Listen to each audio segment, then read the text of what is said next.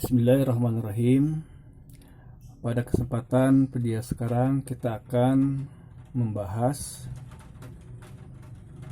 isti'azah atau yang sering dengan istilah ta'awudz dengan melihatnya dari pandangan ilmu nahwu. Jadi kita akan membahas ta'awudz ini dari sudut pandang ilmu nahwu, berkenaan dengan jenis kalimatnya, atau dimulai dengan berapa kalimat di dalam ta'awudz ini, kemudian apa jenis kalimatnya, kemudian kita jelaskan kalimat-kalimat tersebut secara singkat. Baik, kita mulai dari pada jumlah kalimat yang ada dalam ta'awudz ini sendiri.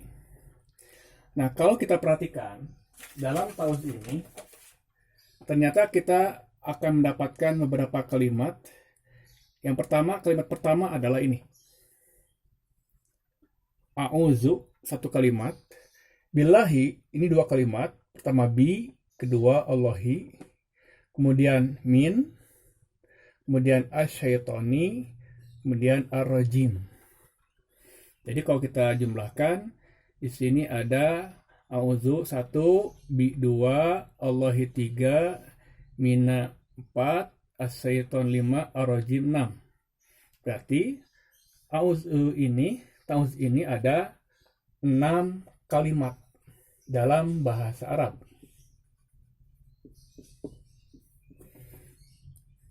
Nah, sekarang kita bahas setiap kalimat-kalimatnya. Dimulai dengan a'udzu. A'udzu adalah satu kalimat. Dan menurut pandangan ilmu nahwu, a'udzu adalah sebuah fi'il atau kata kerja. Dan dia termasuk kelompok fi'il mudhari. Nah, itu. Timbul pertanyaan, kenapa dia fi'il mudhari? Nah, perlu kita pahami, setiap fi'il itu terdiri dari beberapa unsur. Pertama, ada unsur huruf asli fi'il. Kedua, unsur isim dhamir. Ketiga, ada huruf tambahan. Nah, sekarang kita perhatikan dalam a'udzu dulu. Kenapa dia disebut dengan fi'il mudhari?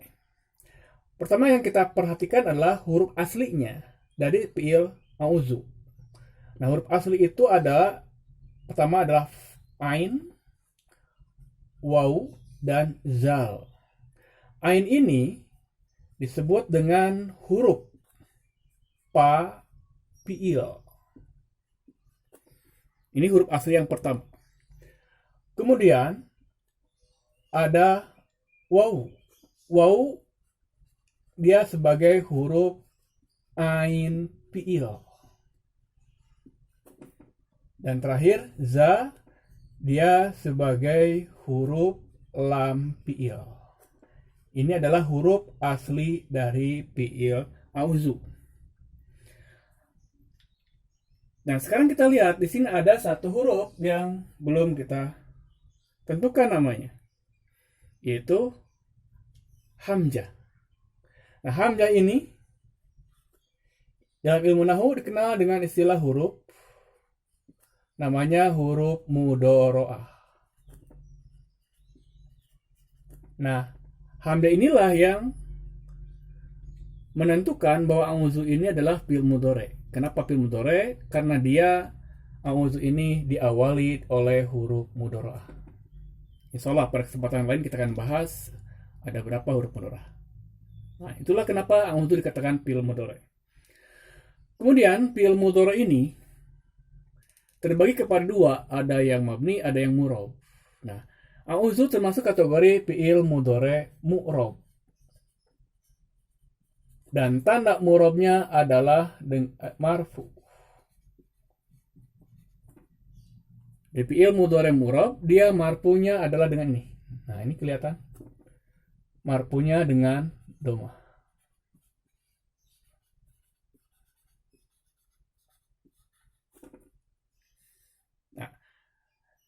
Nah, ya. Sekarang belum lengkap. Kenapa belum lengkap? Karena setiap fi'il itu ada dhamir. Kan kita lihat dari a'udzu di sini A-nya, hamzahnya sudah huruf nur A, ainnya huruf fi'il, wawunya huruf ain fi'il, zanya huruf lam fi'il. Karena mana isim domirnya? Di sini isim domirnya tidak kelihatan. Walaupun tidak kelihatan, maka kita katakan ada isim domirnya. Cuman tidak terlihat.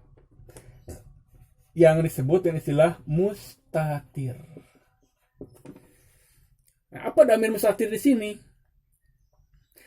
Nah, kalau kita membahas fi'il mudhari, kalau fi'il mudhari diawali oleh hamzah, maka fi'il domir mustatirnya itu sudah pasti domir ini, ana.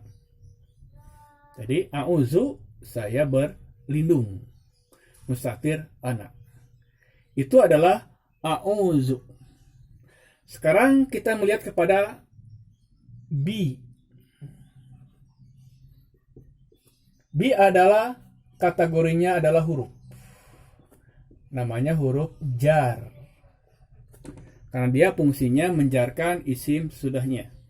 Maka Allahi yang ada sudahnya adalah isim, ada alif lam, dan isimnya dalam keadaan majrur. Majrurnya oleh bi. Dan tanda jarnya dapat terlihat. Nah, ini tanda jarnya. Nah, ini tanda jarnya. Tanda jarnya adalah dengan kasroh. Nah, billahi ini perlu kita pahami bahwa billahi, gabungan dari ba dan Allah ini, dalam ilmu nahu ini disebut dengan istilah jar majrur. Jar karena B-nya huruf jar, majrur karena Allahnya isim majrur. Dan jar majrur itu disebut dengan istilah sibhu jumlah.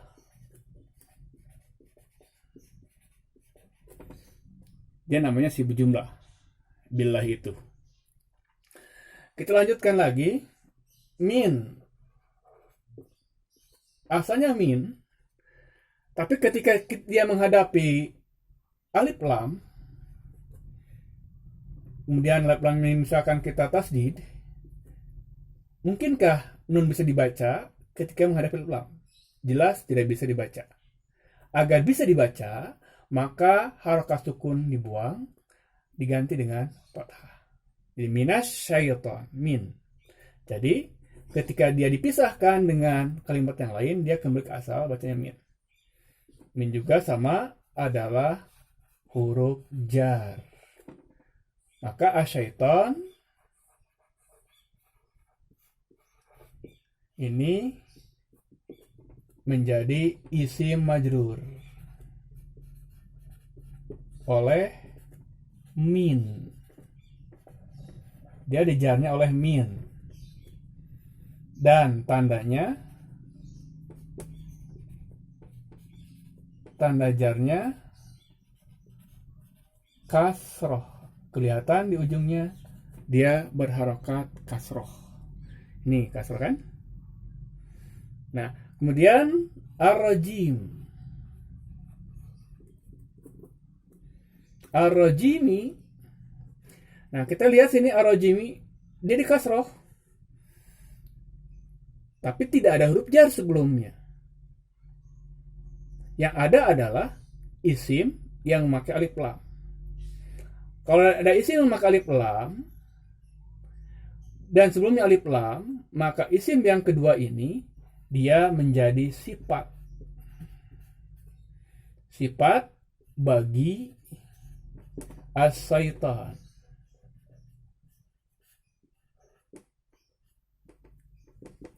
Nah, sifat itu harus sama kedudukannya dengan yang disifati. Jadi asyaitan dalam ilmu nahu diberi istilah dengan istilah mausuf. Mausuf artinya yang diberi sifat, sedangkan ar-rajim adalah sifat. Dialah yang memberi sifat bagi as-syaitan.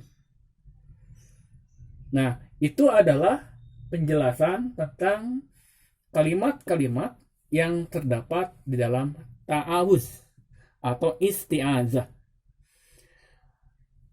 Nah, adapun kalau kita mau menguraikannya dengan bahasa Arab atau yang disebut dengan istilah i'rab, artinya kita mengirabkan ta'awuz ini dengan bahasa Arab. Sebetulnya i'rab itu dengan kata lain adalah penjelasan kalimat-kalimat dengan menggunakan bahasa Arab. Misalkan saja a'udzu fi'il mudhari. Kalau dalam bahasa Arab fi'lun mudhari'un. Nah, seperti itu. Seperti bi huruf jar. Kalau dalam i'rab bahasa Arab bi atau al-ba'u harfu jarin. Sama, cuman pakai bahasa Arab. Allahi isim majrur. Dalam bahasa Arab Allahi ismun majrurun bil ba'i. Seperti itu. Min huruf jar. Dalam bahasa Arab min harfu jarin. Kemudian asyaitan isim majrur. Dalam bahasa Arab asyaitan ismun majrurun bimin. Kemudian ar-rajim sifat bagi asyaitan. Dalam bahasa Arab ar-rajimi sifatun minal ismil majruri. Nah, demikianlah penjelasan singkat tentang ta'awuz menurut pandangan ilmu nahwu. Bila ada kesempatan, boleh kita akan membahas ta'awuz atau istilah ini dengan segi i'rabnya. Bagaimana cara meng'irabkan ta'awuz ini dalam bahasa Arab. Demikianlah video singkat ini, semoga bermanfaat. Bila ada yang ingin ditanyakan, silakan berkomentar di bawah video ini. Kalaupun ada usulan-usulan juga kami tunggu usulannya. Kira-kira kita akan membahas apa lagi agar channel ini senantiasa bermanfaat bagi mereka yang bersemangat untuk mempelajari bahasa Arab. Insya Allah kedepannya kita akan bahas pada materi yang lainnya.